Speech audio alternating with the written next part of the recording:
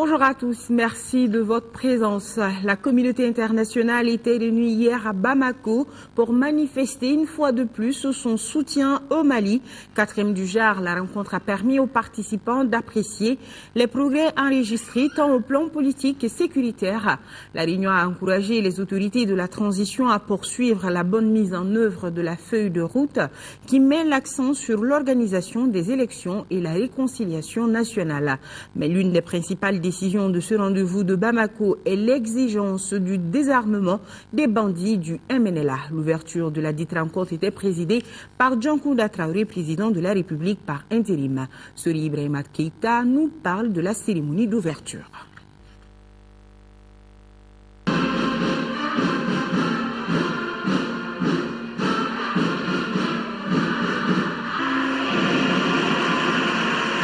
Nous sommes aujourd'hui ici pour célébrer la renaissance du Mali éternel. Je ne suis plus désormais seulement le président d'un pays en crise aiguë. Je suis devenu, grâce à vous, grâce à Dieu et grâce à notre peuple, le président d'un pays qui aperçoit le bout du tunnel et les reflets de la lumière qu'il avait fui dans un moment d'égarement inhérent à la marche des nations. Que d'eau a donc coulé sous les ponts du Djoliba depuis l'éclatement de la double crise politico-sécuritaire au Mali, surtout depuis l'invasion des 2/3 du Mali. La divergence était telle que les acteurs ne se parlaient que par médiateurs interposés. Et arrive l'action salutaire du 11 janvier 2013. Suite alors un dégel sur le terrain militaire accompagné des initiatives de Ouaga à Bruxelles en passant par Addis, Abidjan, Abuja entre autres. Au regard de ce parcours très positif, la rencontre d'aujourd'hui devra faire le point de la mise en œuvre de la MISMA, des contributions financières, de la situation humanitaire ainsi que du processus de préparation des élections prévues au mois de juillet.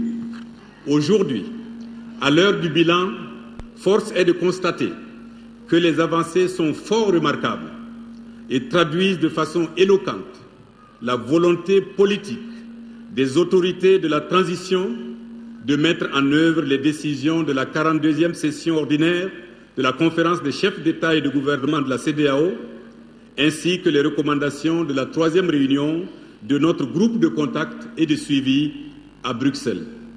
Un autre rendez-vous pointe à l'horizon. Il s'agit de la rencontre prévue en mai à Bruxelles. Elle devrait nous permettre de consacrer la sortie de crise et de jeter les bases d'un Mali nouveau, vivant en paix avec lui-même. Aujourd'hui, les terroristes sont certes à genoux, en débandade. Mais l'autre défi à relever reste la sécurisation des zones libérées. C'est vrai que la MISMA a déjà déployé sur le terrain 6300 de ses 9620 soldats prépositionnés.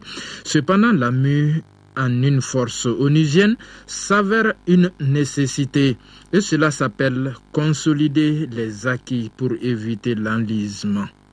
Dans ces conditions, nous devons donc, mesdames et messieurs, nous mobiliser autour du consensus général qui se dégage pour une transformation de la MISMA en une opération des Nations Unies munie d'un mandat robuste sous le chapitre 7, avec une force parallèle capable de mener une contre-offensive, de neutraliser et éliminer les poches de résistance et les regroupements des terroristes et extrémistes. La situation ambiguë qui semble prévaloir dans la région de Kidal, avec les exigences persistantes du MNLA, devrait nous interpeller. En sa 42e session ordinaire, la conférence des chefs d'État et de gouvernement de la CEDEAO a exigé le déploiement de l'armée nationale sur l'ensemble du pays, puis demandé en conséquence le désarmement de tous les groupes armés. La conférence a précisé davantage que la renonciation à la violence et à tout projet sécessionniste constituait des conditions minimales pour tout engagement dans le processus de dialogue inclusif. La stratégie intégrée des Nations Unies pour le Sahel est en cours de finalisation et nous espérons qu'elle servira d'utile pour s'attaquer à certaines des causes du conflit au Mali et dans le Sahel. Le Mali est presque entièrement libéré, il doit être sécurisé, il doit retrouver sa stabilité. Pendant cette transition, nous ferons avec votre aide à tous, tout ce que nous pourrons pour que la situation redevienne normale et le plus rapidement possible. Nous savons que pour certains aspects, ce sera un processus long et que c'est un régime élu qui refera du Mali le pays tranquille et solide qu'il était.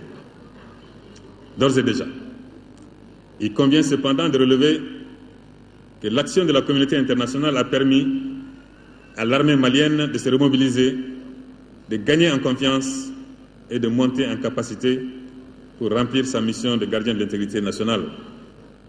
Mais au-delà de la crise actuelle, il nous faudra aussi bâtir une armée plus républicaine, mieux adaptée aux défis sécuritaires d'un type nouveau. Le Mali aura besoin de tous ses fils, a ajouté Dioncounda Traoré, qui martèle que son gouvernement demeurera intransigeant sur les cas de violations éventuelles des droits de l'homme. Pour le dialogue inclusif, le Mali multi-ethnique et racial n'aura pas d'autre choix. Parole présidentielle. Et la commission dialogue et réconciliation de Ibrahim reviendra sur les conclusions des travaux dans notre édition de ce soir. L'état d'urgence prorogé jusqu'au 6 juin, l'Assemblée nationale vient d'approuver sa prolongation à l'unanimité des 129 députés présents. Les élus de la nation ont aussi débattu de questions sécuritaires avec le ministre délégué chargé de la décentralisation et de l'aménagement du territoire. Le point avec Moïse Traoré. L'état d'urgence est prolongé jusqu'au 6 juin. Les élus de la nation approuvent le projet de loi de prorogation par 129 voix pour, 0 contre et 0 abstention. Les recommandations de l'Assemblée nationale sont conformes à la loi relative à l'état de siège et à l'état d'urgence de la Constitution du 25 février 1992. Prendre toutes les mesures nécessaires pour préserver l'ordre public et la tranquillité des populations dans le cadre de l'état d'urgence.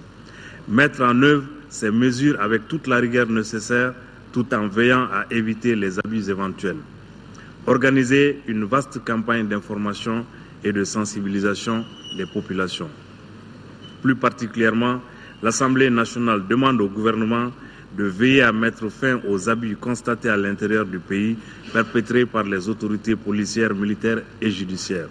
L'ouverture de la campagne électorale est prévue le 16 juin 2013. Il n'y a pas d'impact sur la campagne. S'agissant maintenant des activités pré-campagne, la loi n'en fait pas cas et on pense que c'est la responsabilité de chaque acteur politique d'aller vers ses militants et dans les conditions qui ne perturbent pas effectivement l'état d'urgence. La situation sécuritaire tant en milieu rural qu'en ville préoccupe les élus et le gouvernement. Le contrôle, ce n'est pas seulement ceux qui portent la tenue ou bien qui ont des armes. Le contrôle peut être très discret et efficace. Et je considère que ceux qui sont en armes et en tenue, c'est plus pour faire de la dissuasion. L'instauration de l'état d'urgence remonte au 12 janvier 2013. Elle est ainsi maintenue pour 47 jours. Direction la capitale des Balanzans avec la tenue de cette conférence débat sur les violences basées sur le genre en situation d'urgence. La conférence visait à sensibiliser les participantes sur les dispositions utiles afin de minimiser l'impact de ces violences. Le reportage de notre correspondant sur place, Candé Silla. En temps normal, les femmes ont toujours été victimes de violence. Mais cette violence est surtout accentuée en temps de guerre. Il s'agit donc à travers cette conférence débat d'attirer l'attention des femmes de nos forces armées et de sécurité sur les contours des violences basées sur le genre en situation d'urgence. Les conférencières Fatou Doucouré et Mme Kone Aminata Sissoko, toutes des parajuristes, ont successivement développé les causes de cette violence, ses conséquences, les dispositions pratiques ou l'accompagnement nécessaire en cas de violence. La situation actuelle de la République du Mali, qui parle de guerre, parle de violence. Or, les femmes et les jeunes, surtout, sont les couches vulnérables touchées par cette violence. Ça permettra à nos femmes de s'informer un peu sur les différentes formes de violence, en cas de besoin également, de savoir où s'orienter. Parce que souvent, même en cas de viol, il y a des gens qui ne savent pas quoi faire. Auparavant, la directrice régionale de la promotion de la famille et de l'enfant, Mme Fadima Tal, et le lieutenant-colonel Laïbou Touré avaient demandé aux femmes une plus grande écoute afin de tirer profit de cette conférence. Signature de convention entre le Mali et l'OPEP pour le développement de l'irrigation dans le Bani et à Séléngué d'un montant de plus de 6 milliards de francs CFA. L'accord a été signé à Washington par le ministre de l'économie, des finances et du budget et le représentant de l'OPEP. Tchenan Koulibaly a également présidé la table ronde régionale qui prépare la réunion des partenaires du Mali qui aura lieu à Bruxelles le 15 mai prochain. Salif Sanogo depuis Washington nous en parle. Après avoir traversé une très forte zone de turbulence, l'horizon commence à s'éclaircir pour le Mali, en tout cas dans le domaine économique et financier.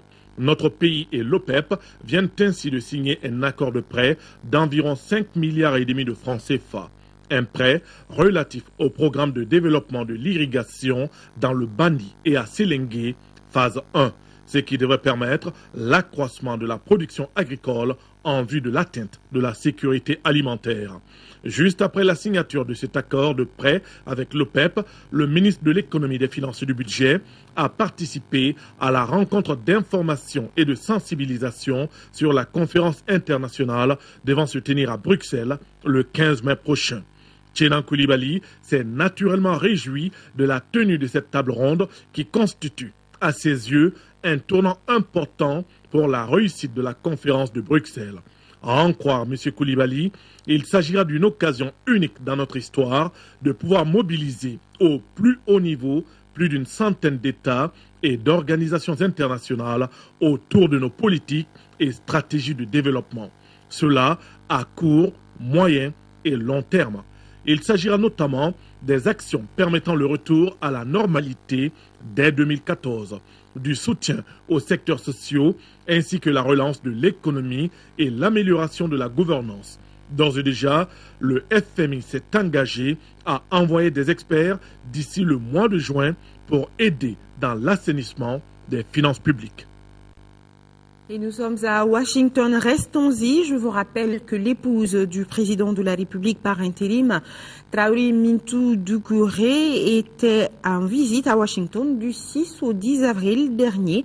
Et pour cela, elle informe l'opinion publique nationale qui lui a été remis par les Maliens résidant dans l'État de Washington, Seattle, la somme de $2000 comme contribution à l'effort de guerre.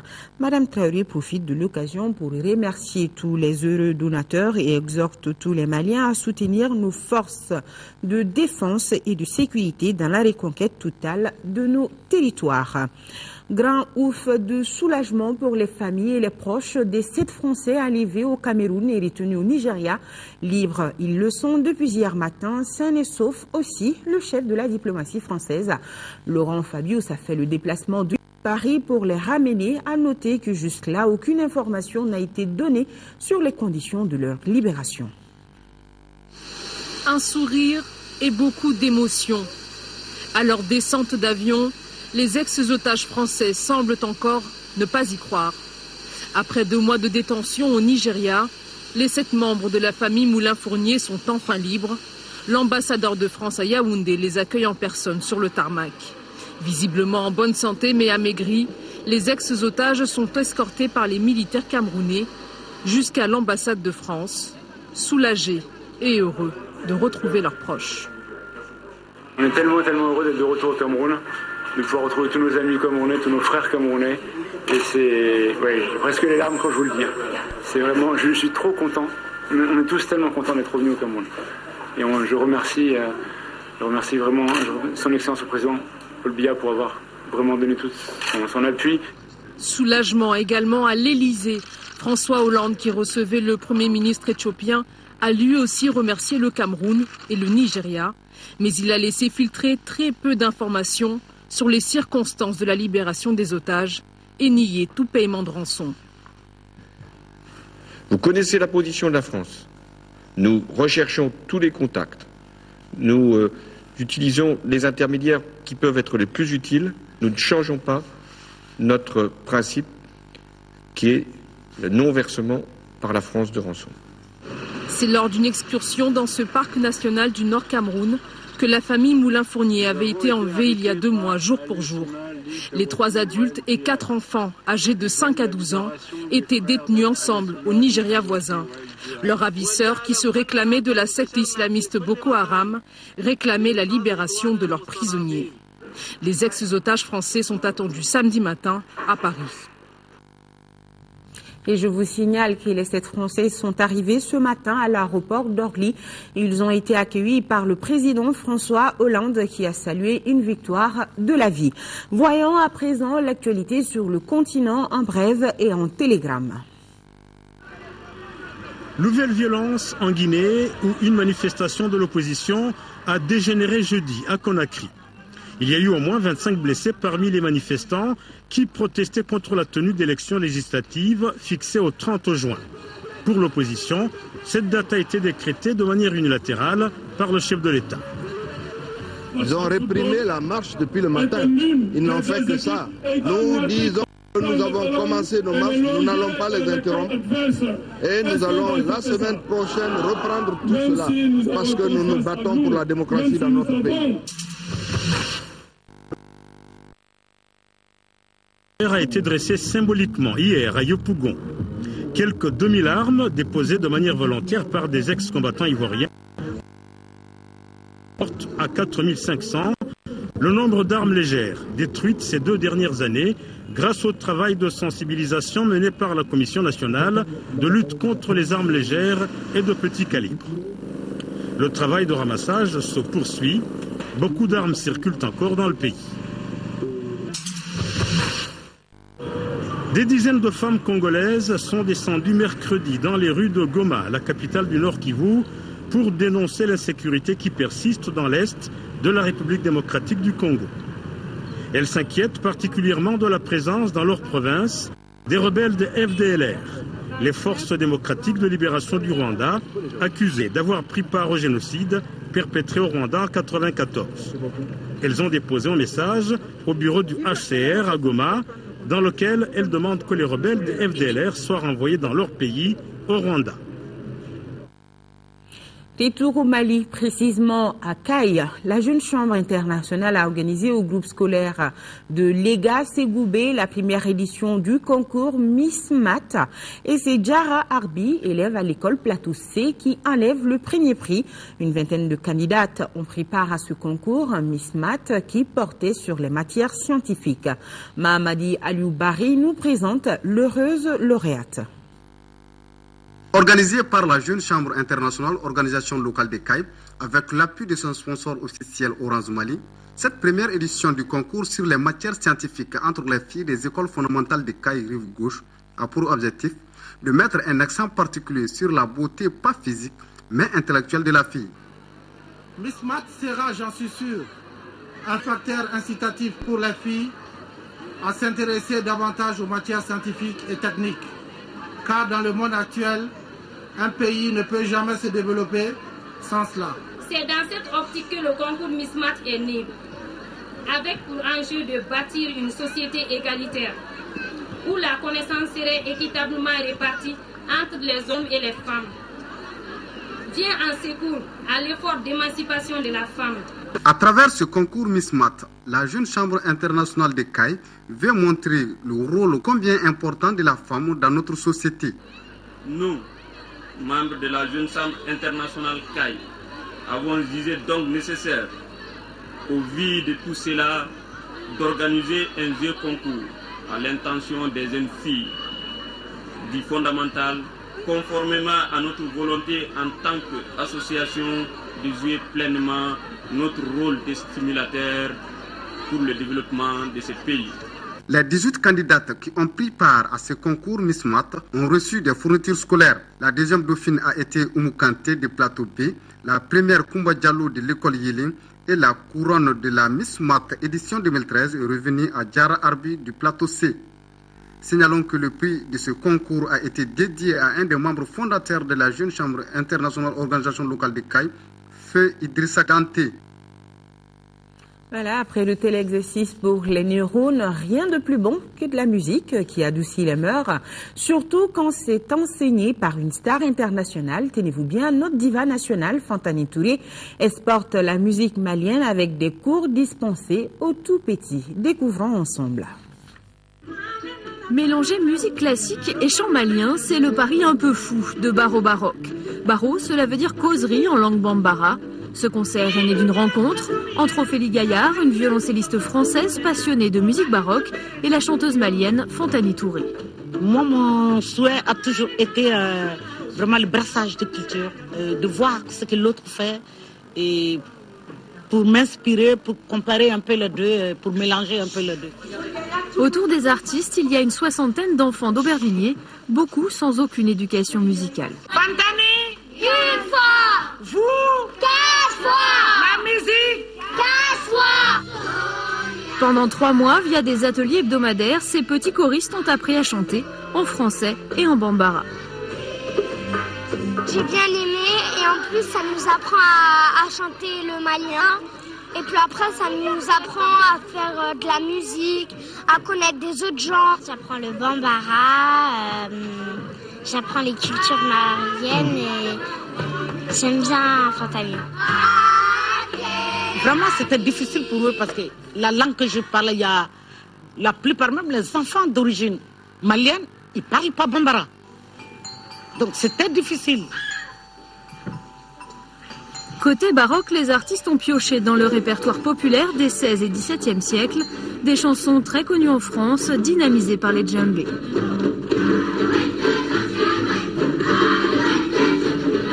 A priori très différents, les deux univers, baroque et malien, se mêlent à merveille. Il y a beaucoup de choses qui nous réunissent. Il y a la vocalité, le chant, même si c'est pas la même façon de projeter la voix. Et il y a le rythme surtout. Et le rythme, en fait, on s'est rendu compte quand on a creusé ce travail que on avait des rythmes communs, on avait des basses, c'est-à-dire des lignes de chant qui étaient communes aussi et qui étaient là dans la musique. Il y avait rien à, enfin, il fallait juste la faire parler. Fantani Touré y tenait. Le concert se termine par sa chanson Awo, un appel à la paix, une pensée pour son pays, le Mali. Voilà, merci à Fantani, des artistes en herbe. Rendez-vous dans quelques années. Pourquoi pas, ce journal est terminé. Grand merci à ceux qui l'ont préparé et merci à vous qui l'avez suivi. Restez-nous fidèles. Je vous invite également à visiter notre site web www.ortm.ml.